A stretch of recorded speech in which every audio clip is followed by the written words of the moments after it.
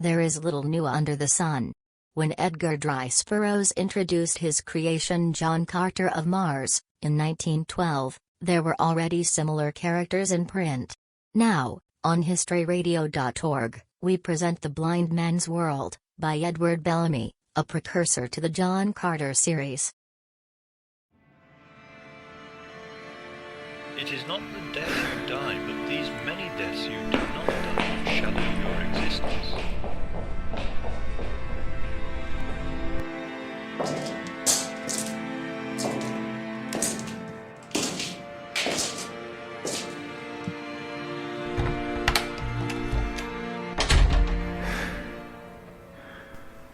The narrative to which this note is introductory was found among the papers of the late Professor S. Erastus Larrabee, and as acquaintance of the gentleman to whom they were bequeathed, I was requested to prepare it for publication. This turned out a very easy task, for the document proved of so extraordinary a character that if published at all it should obviously be without change.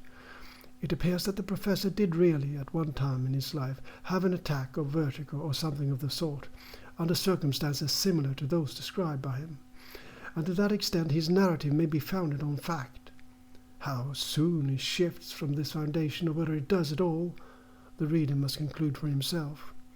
It appears certain that the professor never related to anyone while living the stranger features of the experiences here narrated, but this might have been merely from the fear that his standing as a man of science would be thereby injured.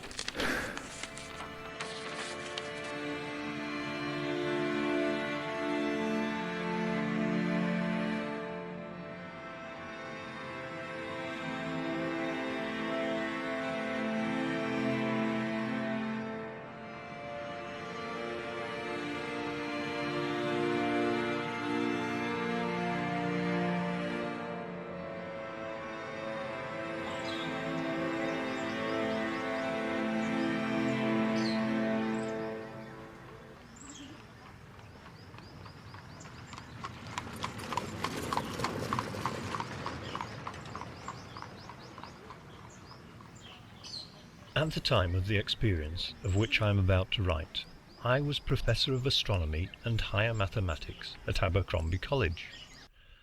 Most astronomers have a speciality, and mine was the study of the planet Mars, our nearest neighbour but one in the Sun's little family. When no important celestial phenomena in other quarters demanded attention, it was on the ruddy disk of Mars that my telescope was oftenest focused. I was never weary of tracing the outlines of its continents and seas, its capes and islands, its bays and straits, its lakes and mountains. With intense interest I watched from week to week of the Martial winter the advance of the polar ice cap toward the equator, and its corresponding retreat in the summer, testifying across the gulf of space as plainly as written words to the existence on that orb of a climate like our own.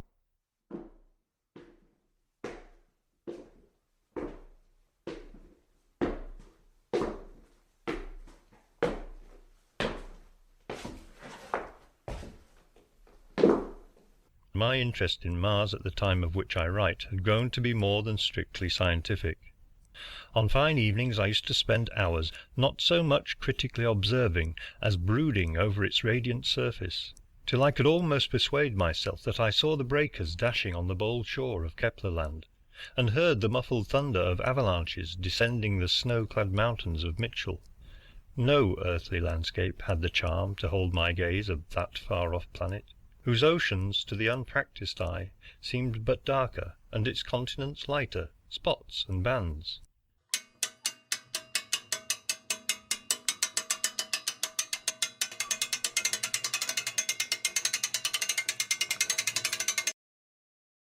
Astronomers have agreed in declaring that Mars is undoubtedly habitable by beings like ourselves. But, as may be supposed, I was not in a mood to be satisfied with considering it merely habitable. I allowed no sort of question that it was inhabited.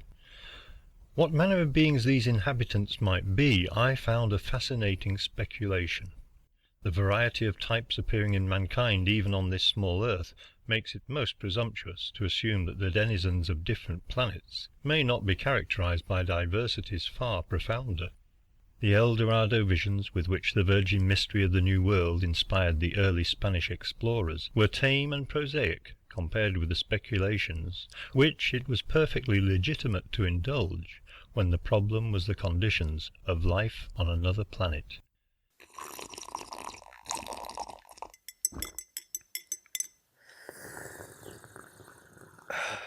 It was the time of year when Mars is most favourably situated for observation, and, anxious not to lose an hour of the precious season, I had spent the greater part of several successive nights in the observatory.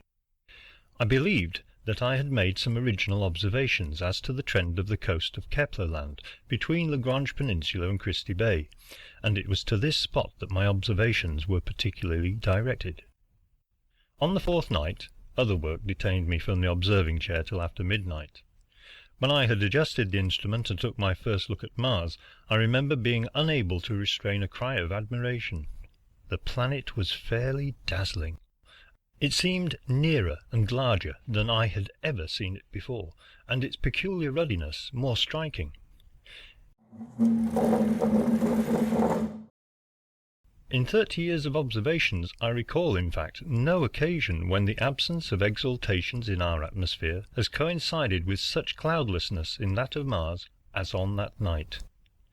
I could plainly make out the white masses of vapour at the opposite edges of the lighted disk, which are the mists of its dawn and evening.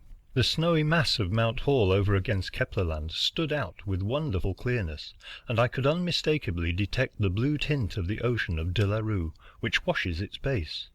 A feat of vision often, indeed, accomplished by stargazers, though I had never done it to my complete satisfaction before. I was impressed with the idea that if I ever made an original discovery in regard to Mars, it would be on that evening, and I believed that I should do it. I trembled with mingled exultation and anxiety, and was obliged to pause to recover my self-control. Finally, I placed my eye to the eyepiece and directed my gaze upon the portion of the planet in which I was especially interested. My attention soon became fixed and absorbed much beyond my wont when observing, and that itself implied no ordinary degree of abstraction. To all mental intents and purposes, I was on Mars. Every faculty, every susceptibility of sense and intellect seemed gradually to pass into the eye and become concentrated in the act of gazing. Every atom of nerve and willpower combined in the strain to see a little, and yet a little, and yet a little, clearer, farther, deeper.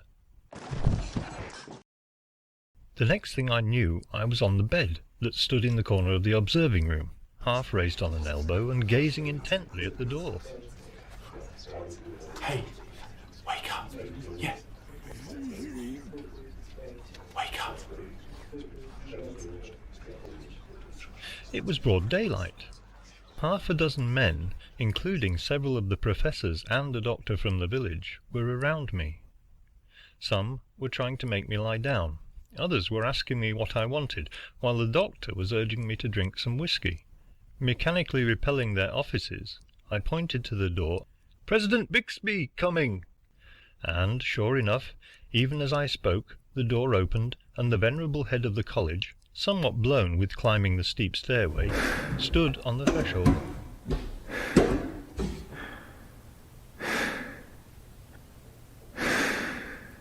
With a sensation of prodigious relief, I fell back on my pillow. It appeared that I had swooned while in the observing chair the night before, and had been found by the janitor in the morning, my head fallen forward on the telescope as if still observing, but my body cold, rigid, pulseless, and apparently dead. In a couple of days I was all right again, and should have forgotten the episode but for a very interesting conjecture which suggested itself. While I lay in that swoon, I was in a conscious state outside and independent of the body, and in that state received impressions and exercised perceptive powers. For this extraordinary theory I had no other evidence than the fact of my knowledge in the moment of awakening that President Bixby was coming up the stairs. But, slight as this clue was, it seemed to me unmistakable in its significance. That knowledge was certainly in my mind on the instant of arousing from the swoon. It certainly could not have been there before I fell into the swoon. I must therefore have gained it in the meantime. That is to say, I must have been in a conscious, percipient state, while my body was insensible. If such had been the case, I reasoned that it was altogether unlikely that the trivial impression as to President Bixby had been the only one which I had received in that state. It was far more probable that it had remained over in my mind on waking from the swoon, merely because it was the latest of a series of impressions received while outside the body. That these impressions were of a kind most strange and startling, seeing that they were those of a disembodied soul exercising faculties more spiritual than those of the body, I could not doubt. The desire to know what they had been grew upon me, till it became a longing which left me no repose. It seemed intolerable that I should have secrets from myself, that my soul should withhold its experiences from my intellect. I would gladly have consented that the acquisitions of half my waking lifetime should be blotted out, if so be in exchange I might be shown the record of what I had seen and known during those hours of which my waking memory showed no trace.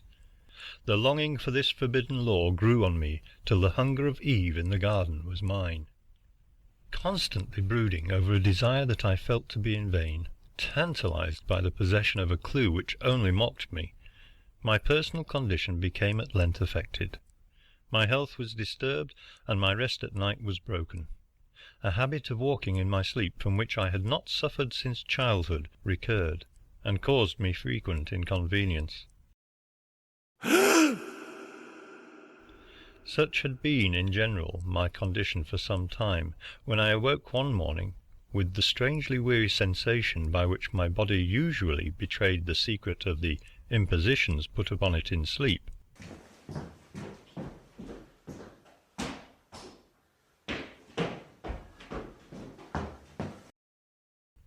In going to the study connected with my chamber, I found a number of freshly written sheets on the desk. Astonished that anyone should have been in my rooms while I slept, I was astounded, on looking more closely, to observe that the handwriting was my own. How much more than astounded I was on reading the matter that had been set down, for these written sheets apparently contained the record of those hours when I was absent from the body. They were the lost chapter of my life, or rather not lost at all, for it had been no part of my waking life, but a stolen chapter, stolen from that sleep memory on whose mysterious tablets may well be inscribed tales as much more marvellous than this, as this is stranger than most stories. My last recollection before awaking in my bed on the morning after the swoon was of contemplating the coast of Keplerland with an unusual concentration of attention. As well as I can judge, and that is no better than anyone else, it is with the moment that my bodily powers succumbed and I became unconscious that the narrative which I found on my desk begins. Even had I not come as straight and swift as the beam of light that made my path, a glance about me would have told me to what part of the universe I had fared.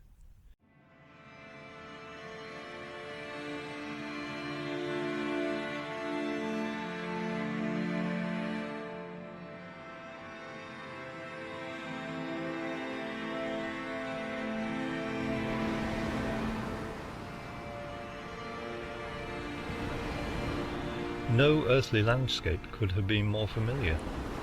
I stood on the high coast of Keplerland, where it trends southwards. A brisk westerly wind was blowing, and the waves of the ocean of De La Rue were thundering at my feet, while the broad blue waters of Christie Bay stretched away to the southwest. Against the northern horizon, rising out of the ocean like a summer thunderhead, for which at first I mistook it, towered the far distant snowy summit of Mount Hall. Even had the configuration of land and sea been less familiar, I should, none the less, have known that I stood on the planet whose ruddy hue is at once the admiration and puzzle of astronomers. Its explanation I now recognize in the tint of the atmosphere, a colouring comparable to the haze of Indian summer, except that its hue was a faint rose instead of purple. Like the Indian summer haze, it was impalpable, and without impeding the view bathed all objects near and far in a glamour not to be described. As the gaze turned upward, however, the deep blue of space so far overcame the roseate tint that one might fancy he was still on earth. As I looked about me, I saw many men, women, and children. They were in no respect dissimilar to the men, women, and children of the earth, save for something almost childlike in the untroubled serenity of their faces, unfurrowed as they were by any trace of care, of fear, or of anxiety.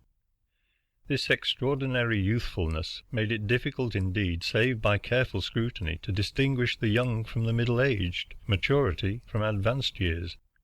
Time seemed to have no tooth on Mars.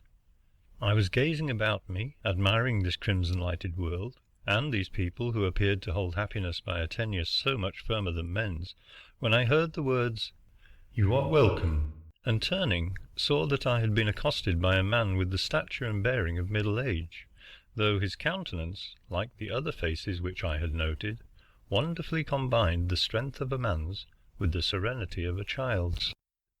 I thanked him and said, "You do not seem surprised to see me, though I certainly am to find myself here." "I knew, of course, that I was to meet you today, and not only that, but I may say that I am already in a sense acquainted with you, through a mutual friend, Professor Edgley. He was here last month. We talked of you and your interest in our planet. I told him I expected you." "Edgley?" I exclaimed. "It is strange that he has said nothing of this to me. I meet him every day." But I was reminded that it was in a dream that Edgley, like myself, had visited Mars, and on awakening had recalled nothing of his experience, just as I should recall nothing of mine. When will man learn to interrogate the dream soul of the marvels it sees in its wanderings? Then he will no longer need to improve his telescopes to find out the secrets of the universe. "Do your people visit the earth in the same manner?" "Certainly. But there we find no one able to recognize us and converse with us, as I am conversing with you, although myself in the waking state. You as yet lack the knowledge we possess of the spiritual side of the human nature, which we share with you." "That knowledge must have enabled you to learn much more of the earth than we know of you." "Indeed it has. From visitors such as you, we have acquired familiarity with your civilization, your history, your manners, and even your literature and languages. Have you not noticed that I am talking with you in English, which is certainly not a tongue indigenous to this planet?" "Among so many wonders, I scarcely observed that." "For ages we have been waiting for you to improve your telescopes so as to approximate the power of ours, after which communication between the planets would be easily established. The progress which you make is, however, so slow that we expect to wait ages yet." "I fear you will have to.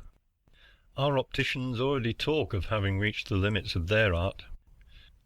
"Do not imagine that I spoke in any spirit of petulance. The slowness of your progress is not so remarkable to us as that you make any at all, burdened as you are with a disability so crushing that if we were in your place, I fear we should sit down in utter despair." "To what disability do you refer? You seem to be men like us." "And so we are, save in one particular, but there the difference is tremendous. Endowed otherwise like us, you are destitute of the faculty of foresight, without which we should think our other faculties valueless." "Foresight? Certainly you cannot mean that it is given to you to know the future." "It is given not only to us, but so far as we know, to all other intelligent beings of the universe except yourselves. Our positive knowledge extends only to our system of moons and planets and some of the nearer foreign systems, and it is conceivable that the remoter parts of the universe may harbour other blind races like your own. But it certainly seems unlikely that so strange and lamentable a spectacle should be duplicated. One such illustration of extraordinary deprivations under which a rational existence may still be possible ought to suffice for the universe." "But no one can know the future except by inspiration of God." "All our faculties are by inspiration of God. But there is surely nothing in foresight to cause it to be so regarded more than any other. Think a moment. Your eyes are placed in the front of your heads. You would deem it an odd mistake if they were placed behind. That would appear to you an arrangement calculated to defeat their purpose. Does it not seem equally rational that the mental vision should range forward, as it does with us, illuminating the path one is to take, rather than backward, as with you, revealing only the course you have already trodden, and therefore have no more concern with? But it is no doubt a merciful provision of Providence that renders you unable to realize the grotesqueness of your predicament. But the future is eternal. How can a finite mind grasp it? Our foreknowledge implies only human faculties. It is limited to our individual careers on this planet. Each of us foresees the course of his own life, but not that of other lives, except so far as they are involved with his. That such a power as you describe could be combined with merely human faculties is more than our philosophers have ever dared to dream. And yet, who shall say, after all, that it is not in mercy that God has denied it to us? If it is a happiness to foresee one's happiness, it must be most depressing to foresee one's sorrows, failures, yes, and even one's death. For if you foresee your lives to the end, you must anticipate the hour and manner of your death. Living would be a very precarious business were we uninformed of its limit.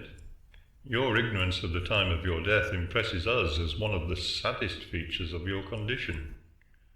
And by us it is held to be one of the most merciful. Foreknowledge of your death would not indeed prevent your dying once, but it would deliver you from the 1,000 deaths you suffer through uncertainty whether you can safely count on the passing day. It is not the death you die, but these many deaths you do not die, which shadow your existence. Poor blindfolded creatures that you are, cringing at every step in apprehension of the stroke that perhaps is not to fall till old age, never raising a cup to your lips with the knowledge that you will live to quaff it, never sure that you will meet again the friend you part with for an hour, from whose hearts no happiness suffices to banish the chill of an ever-present dread. What idea can you form of the godlike security with which we enjoy our lives and the lives of those we love? You have a saying on earth, "Tomorrow belongs to God, but here tomorrow belongs to us, even as today." To you, for some inscrutable purpose, He sees fit to dole out life moment by moment, with no assurance that each is not to be the last. To us He gives a lifetime at once, 50, 60, 70 years, a divine gift indeed. A life such as yours would seem of little value to us, for such a life, however long, is but a moment long, since that is all you can count on. And yet, though knowledge of the duration of your lives may give you an enviable feeling of confidence while the end is far off, is that not more than offset by the daily growing weight with which the expectation of the end as it draws near must press upon your minds? Death, never an object of fear as it draws nearer, becomes more and more a matter of indifference to the moribund. It is because you live in the past that death is grievous to you. All your knowledge, all your affections, all your interests are rooted in the past, and on that account, as life lengthens, it strengthens its hold on you, and memory becomes a more precious possession. We, on the contrary, despise the past, and never dwell upon it. Memory with us, far from being the morbid and monstrous growth it is with you, is scarcely more than a rudimentary faculty. We live wholly in the future and the present. What with foretaste and actual taste, our experiences, whether pleasant or painful, are exhausted of interest by the time they are past. The accumulated treasures of memory which you relinquish so painfully in death, we count no loss at all. Our minds being fed wholly from the future, we think and feel only as we anticipate, and so, as the dying man's future contracts, there is less and less about which he can occupy his thoughts. His interest in life diminishes as the ideas which it suggests grow fewer. till at the last death finds him with his mind a tabula rasa, as with you at birth. In a word, his concern with life is reduced to a vanishing point before he is called upon to give it up. In dying, he leaves nothing behind. And the after death? Is there no fear of that? It is not necessary for me to say that a fear which affects only the more ignorant on earth is not known at all to us, and would be counted blasphemous. Our foresight is limited to our lives on this planet. Any speculation beyond them would be purely conjectural, and our minds are repelled by the slightest taint of uncertainty. To us the conjectural and the unthinkable may be called almost the same. But even if you do not fear death for itself, you have hearts to break. Is there no pain when the ties of love are sundered? Love and death are not foes on our planet.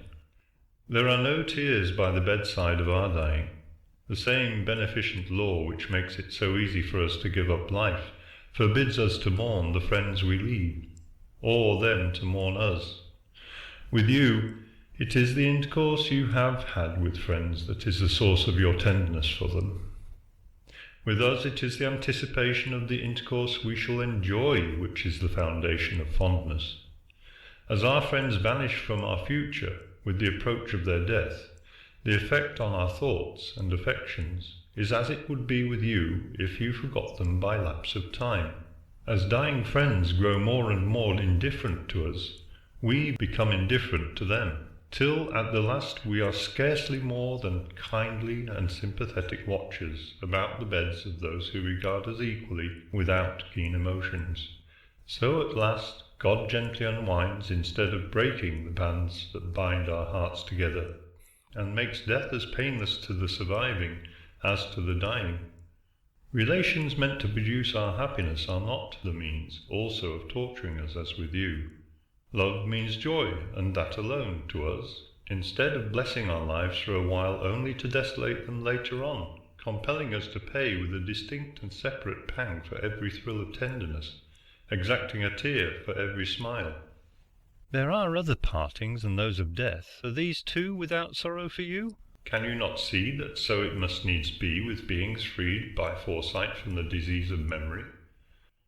Suppose your life destined to be blessed by a happy friendship. If you could know it beforehand, it would be a joyous expectation, brightening the intervening years, and cheering you as you traverse desolate periods. But no, not till you meet the one who is to be your friend do you know of him, nor do you guess even then what he is to be to you, that you may embrace him at first sight. Your meeting is cold and indifferent. It is long before the fire is fairly kindled between you, and then it is already time for parting. Now indeed the fire burns well, but henceforth it must consume your heart. Not till they are dead or gone do you fully realize how dear your friends were, and how sweet was their companionship. But we see our friends afar off coming to meet us, smiling already in our eyes, years before our ways meet. We greet them at first meeting, not coldly, not uncertainly, but with exultant kisses, in an ecstasy of joy. They enter at once into the full possession of our hearts long warmed and lighted for them. We meet them with that delirium of tenderness with which you part. And when to us at last the time of parting comes, it only means that we are to contribute to each other's happiness no longer. We are not doomed like you in parting to take away with us the delight we brought our friends, leaving the ache of bereavement in its place, so that their last state is worse than their first. Parting here is like meeting with you, calm and unimpassioned. The joys of anticipation and possession are the only food of love with us, and therefore love always wears a smiling face. With you he feeds on dead joys past happiness, which are likewise the sustenance of sorrow. No wonder love and sorrow are so much alike on earth. It is a common saying among us that were it not for the spectacle of earth, the rest of the worlds would be unable to appreciate the goodness of God to them. And who can say that this is not the reason the piteous sight is set before us? You have told me marvellous things.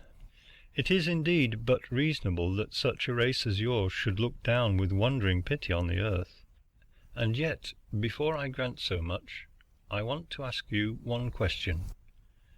There is known in our world a certain sweet madness, under the influence of which we forget all that is untoward in our lot, and would not change it for God's. So far is this sweet madness regarded by men as a compensation, and more than a compensation, for all their miseries, that if you know not love as we know it, if this loss be the price you have paid for your divine foresight, we think ourselves more favoured of God than you. Confess that love, with its reserves, its surprises, its mysteries, its revelations, is necessarily incompatible with a foresight which weighs and measures every experience in advance. Of love's surprises we certainly know nothing. It is believed by our philosophers that the slightest surprise would kill beings of our constitution like lightning. Though, of course, this is merely a theory, for it is only by the study of earthly conditions that we are able to form an idea of what surprise is like. Your power to endure the constant buffetings of the unexpected is a matter of supreme amazement to us, nor, according to our ideas, is there any difference between what you call pleasant and painful surprises. You see then that we cannot envy you these surprises of love which you find so sweet. To us they would be fatal. For the rest, there is no form of happiness which foresight is so well calculated to enhance as that of love. Let me explain. As the growing boy begins to be sensible of the charms of a woman, he finds himself, as is with you, preferring some type of face and form to others. He dreams oftenest of fair hair, or it may be of dark, of blue eyes or brown. As the years go on, his fancy, brooding over what seems to it the best and loveliest of every type, is constantly adding to this dream face, this shadowy form, till at last the picture is complete, and he becomes aware that on his heart has been depicted the likeness of the maiden destined for his arms. It may be years before he is to see her, but now begins with him one of the sweetest offices of love, one to you unknown. Youth on earth is but a stormy period of passion, chafing in restraint or rioting in excess. But the very passion whose awakening makes this time so critical with you is here a reforming and educating influence, to whose gentle and potent sway we gladly confide our children. The temptations which lead your young men astray have no hold on a youth of our happy planet. He hoards the treasures of his heart for its coming mistress. Of her alone he thinks, and to her all his vows are made. To rob her, to abate her high prerogatives, would be to impoverish, to insult himself, for she is to be his. Through all this time that he dreams of her by night and day, she is aware of him as he of her. In due time their converging lives come together. The lovers meet, gaze a moment into each other's eyes, then throw themselves on each other's breast. The maiden has all the charms that ever stirred the blood of an earthly lover, but there is another glamour over her that the eyes of earthly lovers are shut to, the glamour of the future. In the blushing girl her lover sees the fond and faithful wife, in the blithe maiden the patient, pain-consecrated mother. On the virgin's breast he beholds his children. He is prescient, even as his lips take the first fruits of hers, of the future years during which she is to be his companion, his ever-present solace. We have read some of your romances describing love as you know it on earth, and I must confess, my friend, we find them very dull. I hope that I shall not offend you by saying we find them also objectionable. Your literature possesses in general an interest for us in the picture it presents of curiously inverted life which the lack of foresight compels you to lead. It is a study especially prized for the development of the imagination. on account of the difficulty of conceiving conditions so opposed to those of intelligent beings in general. But our women do not read your romances.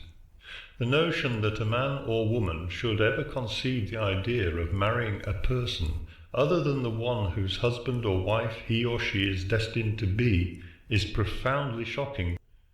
No doubt you will say that such instances are rare among you, but if your novels are faithful pictures of your life, they are at least not unknown.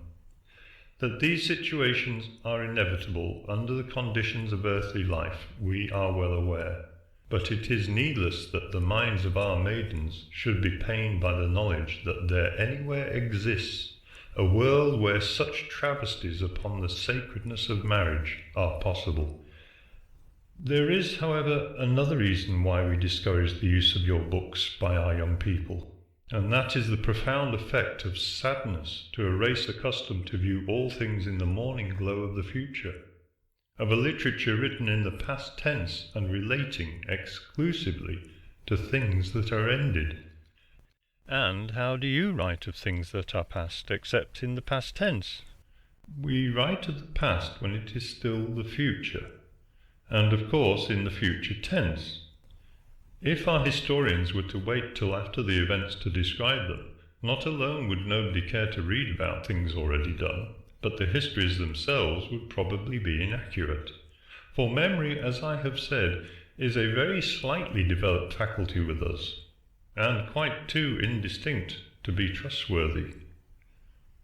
Should the earth ever establish communication with us, you will find our histories of interest, for our planet, being smaller, cooled and was peopled ages before yours, and our astronomical records contain minute accounts of the earth from the time it was a fluid mass. Your geologists and biologists may yet find a mine of information here.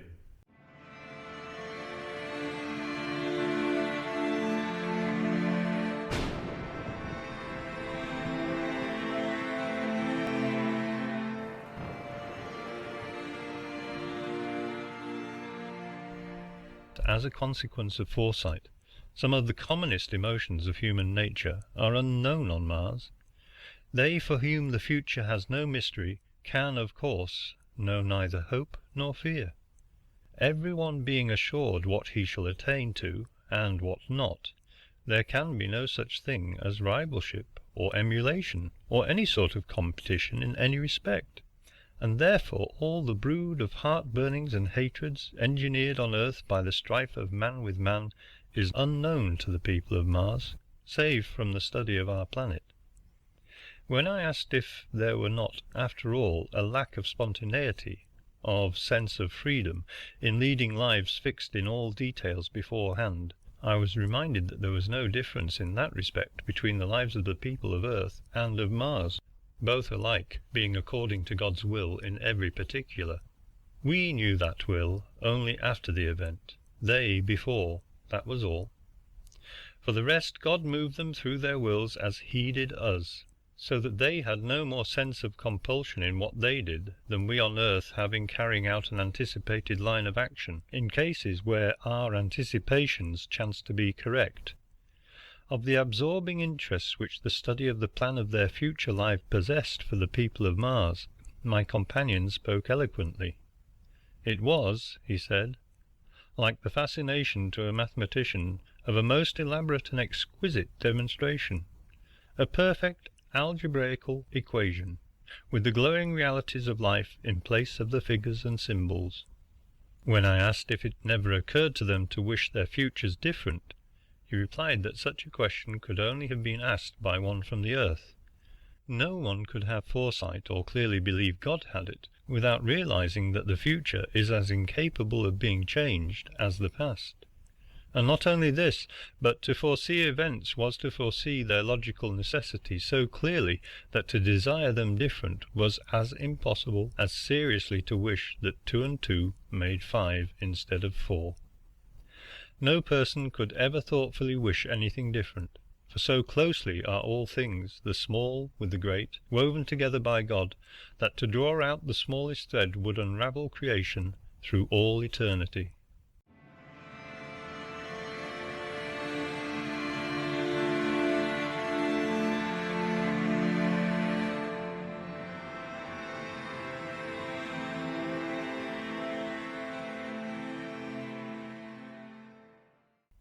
While we had talked, the afternoon had waned, and the sun had sunk below the horizon, the roseate atmosphere of the planet imparting a splendour to the cloud colouring, and a glory to the land and seascape, never paralleled by an earthly sunset. Already the familiar constellations appearing in the sky reminded me how near, after all, I was to the earth, for with the unassisted eye I could not detect the slightest variation in their position.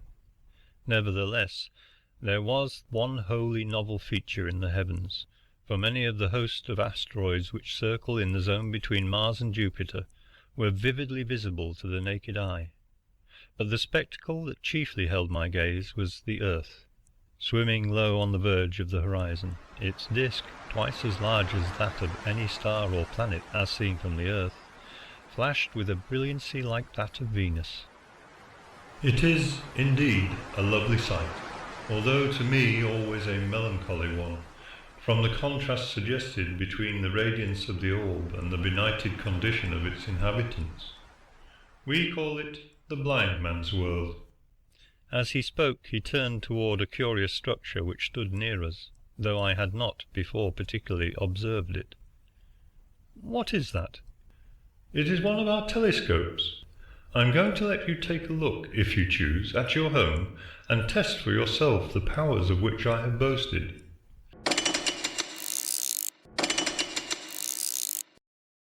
And having adjusted the instrument to his satisfaction, he showed me where to apply my eye. Truly he had exaggerated nothing.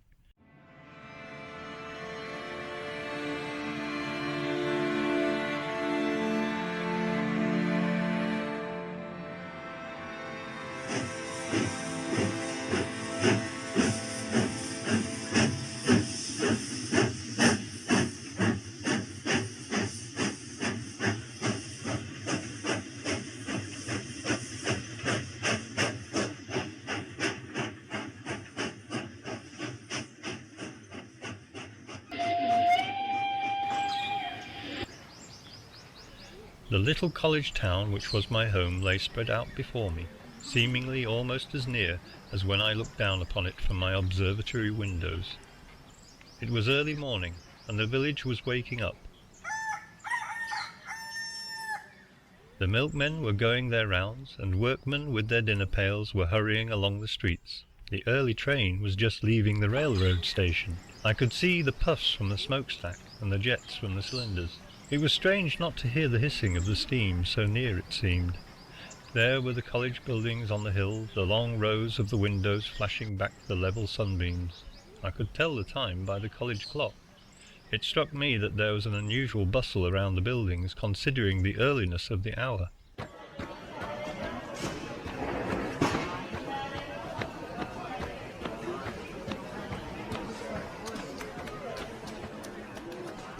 A crowd of men stood about the door of the observatory, and many others were hurrying across the campus in that direction. Among them I recognized President Bixby, accompanied by the college janitor. As I gazed, they reached the observatory, and passing through the group about the door, entered the building. The president was evidently going up to my quarters. At this it flashed over me quite suddenly that all this bustle was on my account. I recalled how it was that I came to be on Mars, and in what condition I had left affairs in the observatory. It was high time I were back there to look after myself.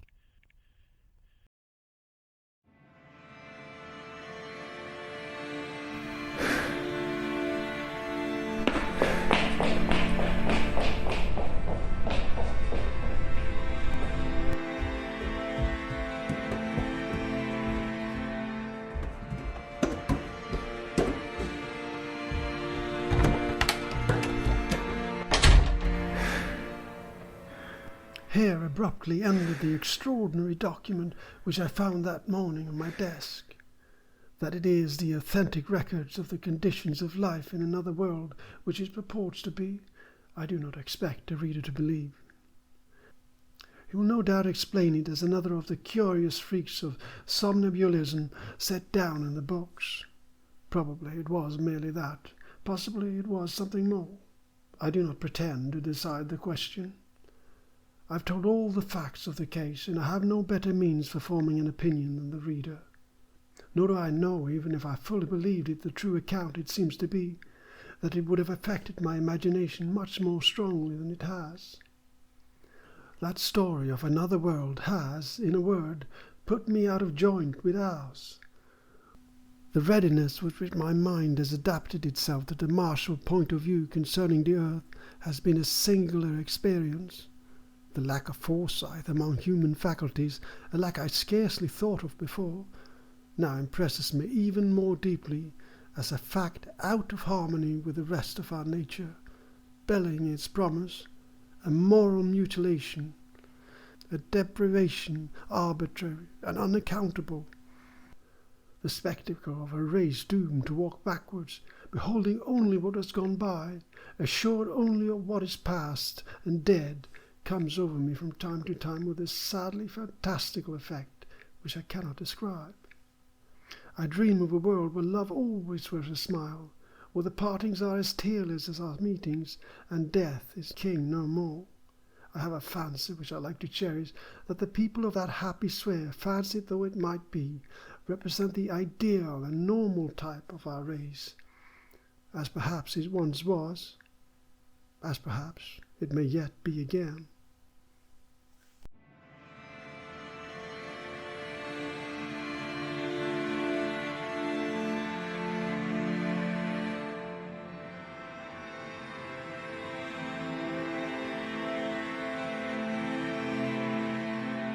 Lovers meet, gaze a moment into each other's eyes, then throw themselves on each other's breast.